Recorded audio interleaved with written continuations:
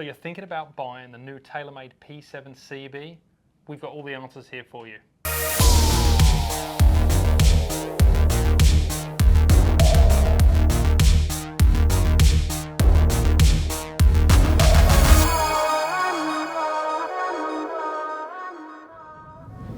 Mark, lead us in. Let's talk about the shape, the look. Give us your overview of what you're feeling in. This is their forged cavity back, this P7CB.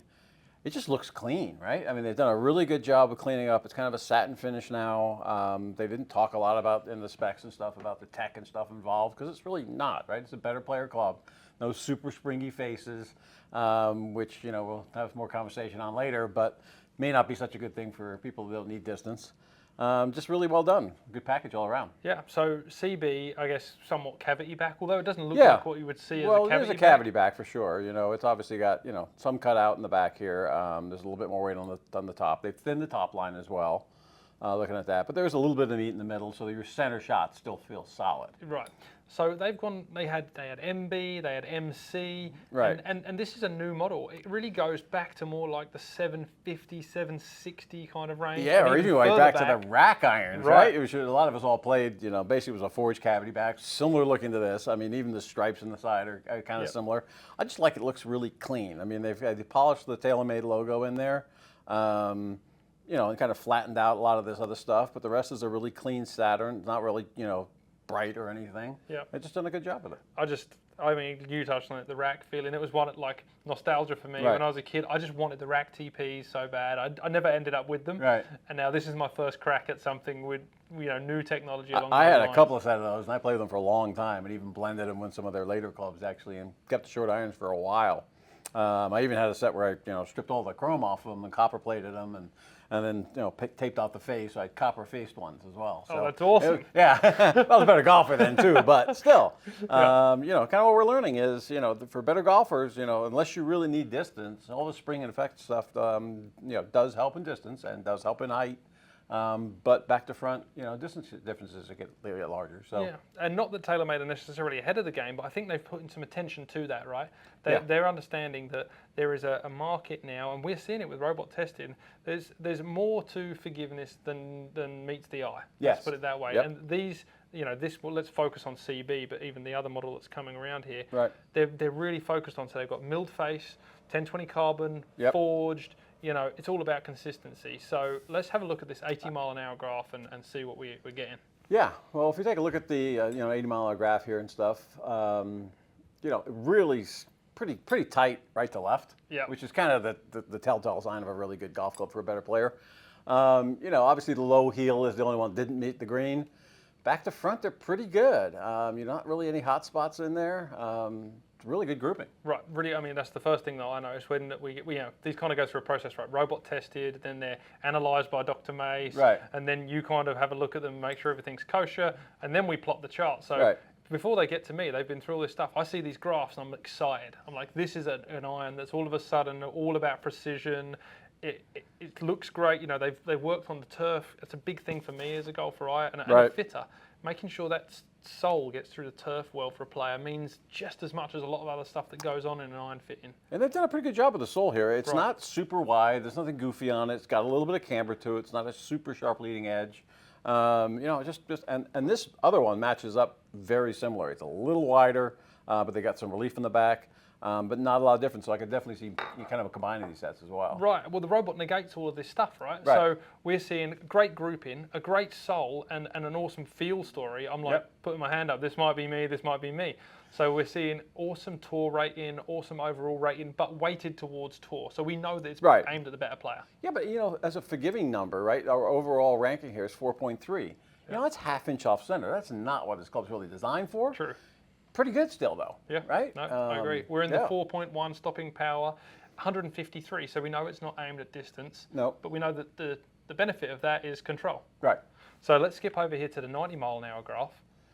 Really, really good. This is impressive, right? Because typically what happens is, and it happens with all clubs, is anytime you look at the 90-mile graph, you know, obviously the ball's going out like this. The further it goes out, the further offline it becomes. So the 90-mile-an-hour graph to get a tight groove is even harder than the 80 graph, by a fair amount actually.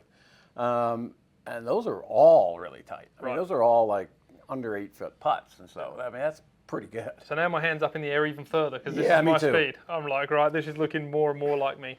And I don't want to jump the gun too much because I want to focus on the 770 in on its own one. But I'm going to jump to some numbers here, and I've made some comparisons between old Taylormade models, new Taylormade models, existing Taylormade models. So obviously CB is a standalone. There's nothing that we can stand it right next to. Right. But there are things that are linked to it, like MB and MC would be stuff that you might blend with this CB. Right. When you're looking at the CB versus the MB and MC, you're looking at plus a couple of yards over the MC and a little lower in spin and stopping power. But that's because of loft. There's 1 degree loft difference between CB and MC. But 33 degrees on a 7-iron is not crazy strong. So you know that's right in the wheelhouse now of what would be standard for a forged cavity bag. Yeah, and I love that it stands on its own. I think this has got the obviously the grouping of the graph being super tight, with the numbers that are a little bit longer than the blade and the MC. So this is kind of like the everyman in the club who's a half decent golfer. Yeah, absolutely. I kind of like what they're going with this. Yeah, me too. Yeah. And like I said, we don't want to ruin it too much, but 770, it is got all the same bones internal as the old 770, right? But they're going away from the story of, all right, it's a springy face thing, and they've blended it so you can literally, from our testing at least, put it straight in the bag with a combination of CBs and not have to think about it. Yeah, you know, a lot of clubs now, I mean, several other companies are doing that too. They've got multiple models and they're kind of designed to be blended. Most of them have a little bit of a gap in the distances, so you have to bend one. You know, the shorter clubs probably one a little bit stronger and one a little bit weaker to kind of bridge that gap. These are a perfect match. I mean, the 7-irons are spot on. Yeah. The difference in the spin rates, you know, a couple hundred RPMs. Not much. I mean, the distance is exactly the same, launches within a half a degree. Yeah. The forgiving ratings actually on the tour ratings are 4.6 and 4.6, both really good. Yeah. The CB gets a little bit less stopping power because obviously there's not as much internal going on. Yep. So it's not creating quite as much spin, but I mean that's a good reason to look at the 770s and longer irons. Because they spin a little more, you get a little more stopping power in those. Well, I'm going to do it. You know, we're not biased. I'm actually going to order a set of these, to be honest. I just what I haven't figured out yet is, you know, do I even want to mess with this? Right. Or do I want to do all of those? Now you're a stronger golfer than I am. Yeah. You don't necessarily hit any straighter than I do, but that's for sure. I'm going to go down the road of 5-iron all the way down, and then I'm just going to put 4-iron in, a little bit of chunk, a little bit of forgiveness. Yeah, I got to think about it a bit. I'm thinking maybe a pitching wedge at 9. It would be about it. Maybe 8-iron, but you know. This is part of Mark's sandbagging story. Yeah, He can put them all the way in the bag, but you know, we'll talk about that later. Right. Taylormade have done an awesome job. A prime example, like this is a great club. This is going to inspire people to go in the store and look at it. It looks beautiful, and there'll be a lot of tour players with this in the bag. Right. I can almost guarantee 100%, you that. 100%. Yeah.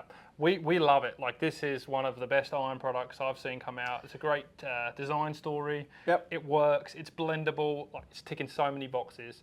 But it's the same as always, right? Right. The only thing we really haven't looked at yet, I have not looked at the whole set of these yet, so I really don't know what the 9 and wedge look like. And obviously, for me, a big thing is the 8 and 7-iron, right? Because that's where it goes from being kind of a rounded shape to a square type. The 7 looks great. Yeah. But I can't see anything wrong about these, to be honest with you. From the numbers, they're fantastic. Yeah. Head to a worldwide golf store, head to a cool clubs. Make sure you get fit for these golf clubs. If you're going to spend money on a set of irons, make sure they do everything for you. Yep, absolutely.